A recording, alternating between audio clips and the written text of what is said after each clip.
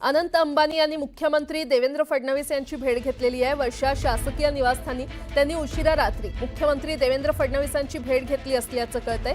मोठी बातमी आपण पाहतोय। अनंत अंबानी यांनी मुख्यमंत्री देवेंद्र फडणवीसांची भेट घेतलेली आहे। ही भेट नेमकी कशा संदर्भात होती हे अजून अस्पष्ट आहे। वर्षा शासकीय निवासस्थानी त्यांनी उशिरा रात्री मुख्यमंत्री देवेंद्र फडणवीसांची भेट घेतली।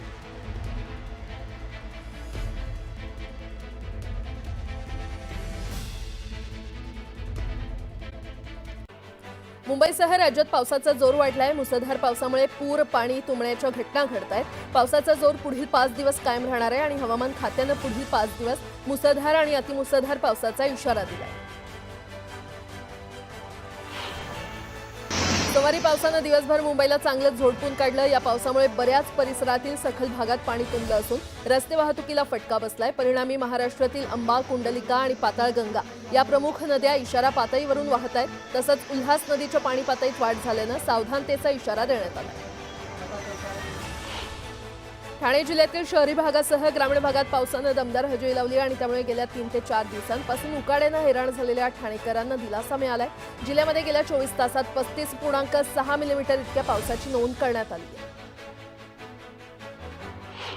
कोयना धरण क्षेत्रामध्ये पावसाचा हाहाकार पाहायला मिळाला। मुसळधार पावसामुळे कोयना धरणात 1.7 टीएमसी पाण्याची वाढ झाली असून कोयना धरणात प्रति सेकंद 12,538 क्युसेक पाण्याची आवक सुरू आहे। तर दिवसभरात कोयना धरण क्षेत्रामध्ये 95 मिलीमीटर आणि महाबळेश्वरमध्ये 90 मिलीमीटर पावसाची नोंद झाली आहे।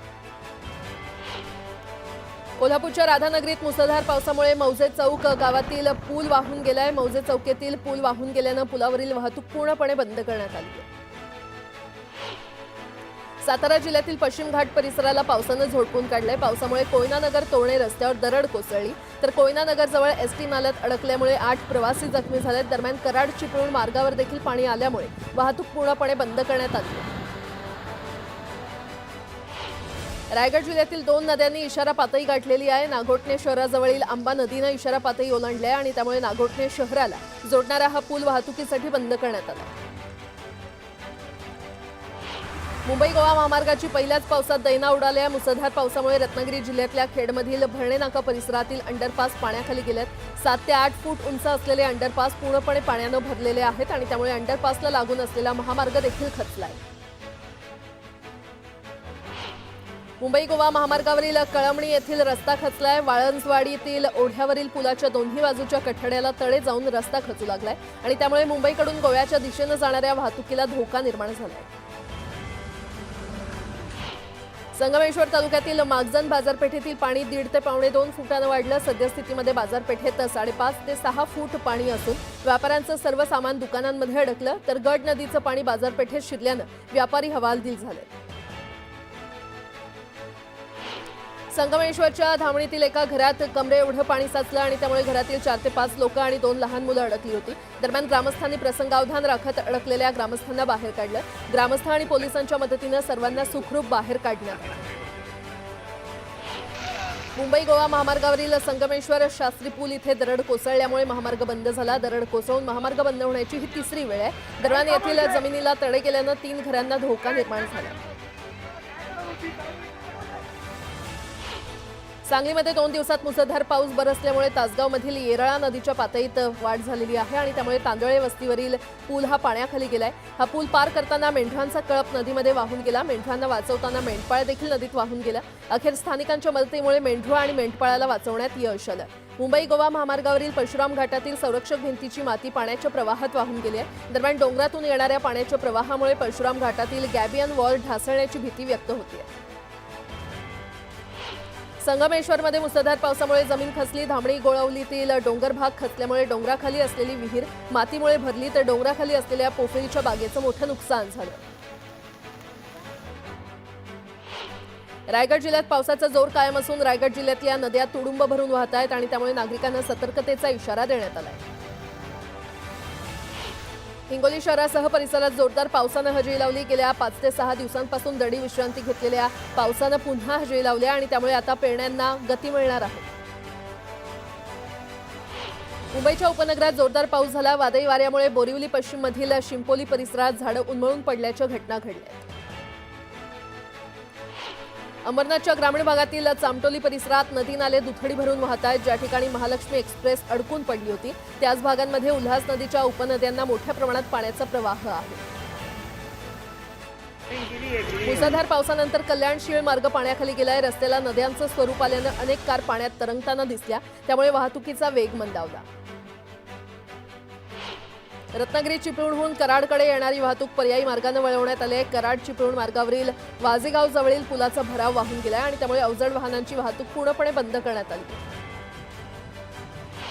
जोरदार पावसामुळे पुणे अहिल्यानगर महामार्गावर तुळापूर फाट्याजवळ मोठ्या प्रमाणात पाणी साचलंय, यामुळे वाहनधारकांना नाहक अडचणींचा सामना करावा लागतो। शहापूर तालुक्यात पावसाने जोरदार हजेरी लावली। यावेळी घरावर झाड कोसळल्यानं घराचं मोठं नुकसान झालंय, यामुळे जनजीवन विस्कळीत झालंय। वाशिम जिल्ह्यामध्ये मुसळधार पावसाने जोरदार हजेरी लावली आणि यामुळे शेतकऱ्यांमध्ये आनंदाचं वातावरण आहे। दरम्यान शेतकऱ्यांकडून पेरणीची तयारी सुरू करण्यात आली आहे। बुलढाणा जिल्ह्यामध्ये तालुका स्तरावर आपत्ती व्यवस्थापनासाठी साहित्याचं वाटप करण्यात आलंय। नैसर्गिक आपत्ती आणि पूर परिस्थितीशी सामना करण्यासाठी प्रशासनानं खबरदारी घेतली आहे। ठाणे महानगरपालिकेला स्टेम प्राधिकरणाकडून होणारा पाणीपुरवठा अत्यावश्यक दुरुस्ती कामामुळे बुधवारी 18 जून 2025 रोजी सकाळी 9 ते गुरुवार सकाळी 19 जून 2025 रोजी सकाळी 9 वाजेपर्यंत बंद राहणार आहे। त्या काळात ठाण्याच्या काही भागात 12 तास पाणीपुरवठा बंद असेल। अंधेरी पश्चिम परिसरात येत्या गुरुवारी तब्बल 11 तासांसाठी पाणीपुरवठा बंद राहणार आहे। गोखले पुलाखालील वांद्रे जलवाहिनीवरील दुरुस्ती कामासाठी पाणीपुरवठा बंद करण्यात येणार आहे। जळगावच्या नांदगावात झालेल्या वादळी पावसानं अनेक शेतकऱ्यांच्या शेतीचं नुकसान झालं। नांदगावात 4 एकर क्षेत्रावरील केळीची बाग उद्ध्वस्त झाली, यामुळे शेतकऱ्याचं लाखो रुपयांचं नुकसान झालं। सर्वसामान्य प्रवाशांना धार्मिक स्थळांना भेटी देता याव्यात यासाठी आता खासगी टूर्स अँड ट्रॅव्हल्स कंपन्यांना एसटी सोबत संयुक्तपणे सहली आयोजित करता येणार आहेत, जेणेकरून सामान्यांना कमी खर्चात निवास आणि भोजन व्यवस्थेसह धार्मिक पर्यटनाचा आनंद लुटता येणार। भारताच्या शहरी आणि ग्रामीण भागात तरुण वर्ग तसंच महिलांच्या बेरोजगारीच्या दरात वाढ झालेली आहे। शहरी तसंच ग्रामीण भागात 15 ते 29 वर्ष वयोगटात बेरोजगारीच्या दरातील वाढ ही 17% गेली आहे। केंद्र सरकारच्या सांख्यिकी आणि कार्यक्रम अंमलबजावणी मंत्रालयानं बेरोजगारीच्या दराची ताजी आकडेवारी प्रसिद्ध केली आहे। पुणे महापालिकेच्या निवडणुकीसाठी प्रशासनाकडून प्रभाग रचना केली जाणार आहे आणि त्याचवेळी कोणत्या पक्षाला कोणत्या माननीयांना ही प्रभाग रचना सोयीस्कर होणार अशीही चर्चा रंगलेली आहे। आयुक्त नवल किशोर राम यांनी अशा चर्चांना मी थारा देत नाही, शासनानं ठरवून दिलेल्या नियमानुसारच प्रभाग रचना होईल, यात राजकीय हस्तक्षेप होऊ देणार नाही अशी स्पष्टोक्ती दिलेली आहे। पुणे जिल्हा सहकारी दूध उत्पादक संघ कात्रज डेअरीनं दूध विक्री दरात 2 रुपयांची वाढ करण्याचा निर्णय घेतलाय। संघाच्या वाहतूक आणि इतर खर्चात वाढ झाल्यानं दूध विक्री दर वाढवणं क्रमप्राप्त झाल्यानं संघानं मध्यरात्रीपासून वाढ करण्याचा निर्णय घेतलाय। राज्यातील व्यावसायिक अभ्यासक्रमाच्या प्रवेशासाठी राज्य सामायिक प्रवेश कक्षानं घेतलेल्या MHT CET परीक्षेचा निकाल जाहीर झालाय। राज्यातील जवळपास 4,22,663 विद्यार्थ्यांनी ही परीक्षा दिली, तर तब्बल 22 विद्यार्थ्यांना 100% मिळालेले आहेत। वर्षानुवर्ष संक्रमण शिबिरात दिवस काढणाऱ्या मास्टर लिस्टवरील रहिवाशांना हक्काचं घर मिळावं यासाठी म्हाडानं वर्षभरात 2 कार्यक्रम घेत जवळपास 263 पात्र लोकांना देकार पत्र दिलेलं आहे, पण त्यापैकी केवळ 67 जणांनाच घराचा ताबा दिलाय। उर्वरित लोकांपैकी जवळपास 30 जणांनी अद्याप स्वीकृती पत्र दिलं नाही। गेल्या आठवड्यात झालेल्या ड्रीमलायनर अपघातानंतर एअर इंडियानं आपल्या ताफ्यातील 22 बोईंग 787 विमानं यांची विशेष तपासणी पूर्ण केलेली आहे, तर एअर इंडियाच्या ताफ्यात एकूण 33 ड्रीमलायनर विमानं आहेत। श्री संत ज्ञानेश्वर महाराज आणि श्री संत तुकाराम महाराज यांच्या पालख्या 21 जून रोजी पुण्यामध्ये मुक्कामी आहेत आणि याच दिवशी जागतिक योग दिन साजरा केला जाणार आहे आणि त्यामुळे राज्य सरकारच्या पुढाकारानं पुण्यामध्ये वारकरी भक्तियोग उपक्रम आयोजित करण्यात आलेला आहे।